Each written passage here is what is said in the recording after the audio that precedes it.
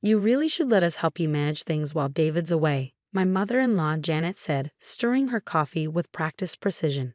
It must be so overwhelming, handling everything alone. I kept my face neutral as I worked behind the counter of my kitchen, preparing dinner. It had been 3 months since my husband David deployed for his 12-month tour in Afghanistan, and his parents had been slowly increasing their presence in my life and my home.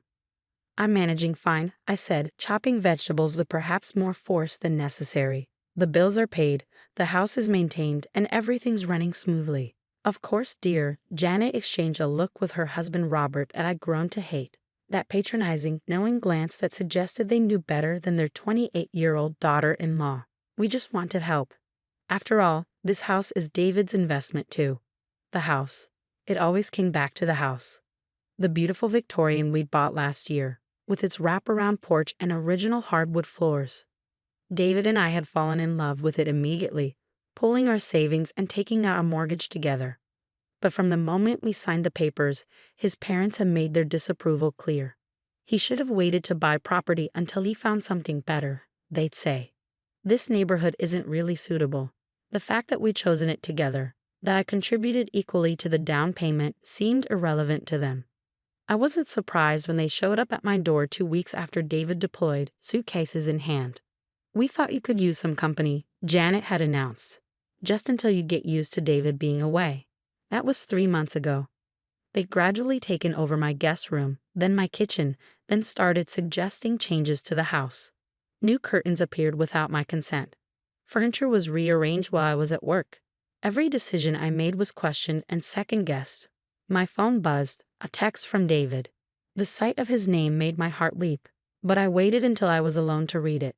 These precious communications were private, something his parents didn't seem to understand. Hey love, he'd written. Quick break between missions. How are things with mom and dad? They're just trying to help, but let me know if it's too much. I stared at the message, fingers hovering over the keyboard. How could I tell him that his parents were slowly trying to take over our life? That every day felt like a battle for control in my own home. He had enough to worry about without adding family drama to his plate. Everything's fine, I typed back. Stay safe. I love you. The lie felt bitter in my mouth, but I'd learned to be careful about what I shared with David about his parents. Early in our relationship, any complaints about them had led to tension. They were his parents, after all, and they'd raised him alone after his sister died young. Their overprotective nature came from a place of loss, he'd explain. I needed to be understanding. But understanding had its limits. The next morning, I came downstairs to find Janet and Robert sitting at my kitchen table with a stack of papers. Emma, dear, we need to discuss something, Janet began, her voice honey-sweet. We've been looking over yours and David's finances. I froze in the doorway. You've been what? Now don't get defensive, Robert cut in. We're just concerned. The mortgage payments, the utilities, the property taxes, it's a lot for someone with your income. My income. I was a school librarian, and while I didn't make as much as David did as a military officer, I managed our finances meticulously. Every bill was paid on time, every expense carefully tracked. We found some concerning things, Janet continued, shuffling through papers. The property taxes went up this year, and the house needs several repairs. The roof will need replacing soon, and that foundation issue in the basement. I have everything under control, I said firmly. David and I discussed all of this before he left. We have savings set aside for repairs. But wouldn't it be easier to let us help? Janet pressed. We've prepared some papers, just basic documentation giving us authority to help manage things while David's away. For emergencies, you understand. She slid a document across the table. I picked it up, scanning the dense legal text. My stomach dropped as I realized what it was. A power of attorney form. Absolutely not, I said, putting the paper down. I don't need a power of attorney. I'm perfectly capable of managing my own home. Your own home? Robert's voice had an edge now. This is David's home too, and as his parents, we have a responsibility to protect his interests. His interests are protected, I snapped, by his wife, who he chose to share his life with. The tension in the room was thick enough to cut with a knife. Janet's smile had turned brittle, and Robert's face was reddening, a sign I'd learned meant trouble was coming. Emma, Janet said slowly, I don't think you understand. We're not asking. That's when I noticed the other papers on the table, bank statements, mortgage documents, even copies of our utility bills. They'd been going through our private papers, gathering ammunition. Get out, I said quietly. Excuse me? Janet's eyes widened in manufactured shock. Get out of my house. Now, and take your papers with you. They left, but the look Janet gave me as they walked out made one thing clear. This was far from over. That night, I sat in my home office, surrounded by our important documents. Everything looked in order, but something felt wrong. I couldn't shake the feeling that Janet and Robert were planning something. I opened my laptop and wrote an email to our family lawyer, requesting a complete review of our property documents. Then I did something I've been considering for weeks. I ordered security cameras for the house. Just being paranoid, I told myself. But as I heard Janet and Robert whispering in the guest room, I couldn't help but wonder if paranoid was exactly what I needed to be. I had no idea then just how right I was. The next few weeks were a careful dance of diplomacy and documentation. Every time Janet or Robert entered my home office, security cameras caught them rifling through papers. Every casual conversation about the house was recorded on my phone, which I'd taken to leaving in strategic locations around the house. Then came the day they made their move. Emma, dear, Janet called out one morning. Could you help us with something? Just need a quick signature on these insurance papers. I was running late for work, trying to gather my things while simultaneously answering emails on my phone. Janet thrust a stack of papers at me, pointing to various spots marked with sticky notes. It's just updated homeowner's insurance, she said smoothly. The agent needs it today. You trust us, don't you? Looking back, I should have read every word. But between their constant pressure and my rushing schedule, I made the mistake of trusting my in-laws. I signed where they indicated, grabbed my bag, and hurried out the door. 2 days later, they showed their true colors. Surprise. Janet's voice dripped with false sweetness as she and Robert cornered me in the kitchen after dinner. We own the house now. My coffee mug slipped from my fingers, shattering on the floor. What? Robert pulled out a document, one I recognized with horror as having my signature at the bottom. You signed over your rights to the property to us. Quite legally, I might add. Since David's deployed and you're clearly struggling to manage things, we'll be taking over now. That's impossible, I whispered, but even as I said it, I remembered the papers I'd signed in haste. You tricked me. Tricked is such an ugly word, Janet smirked.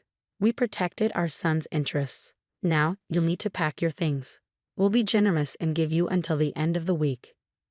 I felt the world tilting beneath my feet, but years of dealing with their manipulation had taught me one thing: never let them see you break. I straightened my spine and met Janet's triumphant gaze. Actually, I said calmly, I think you'll want to see what I have first. I walked to my home office, Janet and Robert following with matching expressions of smug confidence. I sat at my computer and began playing the videos. Dozens of them, all showing them searching through private documents, discussing their plan to deceive me, admitting to their scheme. Their faces paled as they watched themselves on screen, their own words condemning them. But that's not all. I continued pulling up audio files. I have recordings of every conversation where you discussed tricking me into signing those papers.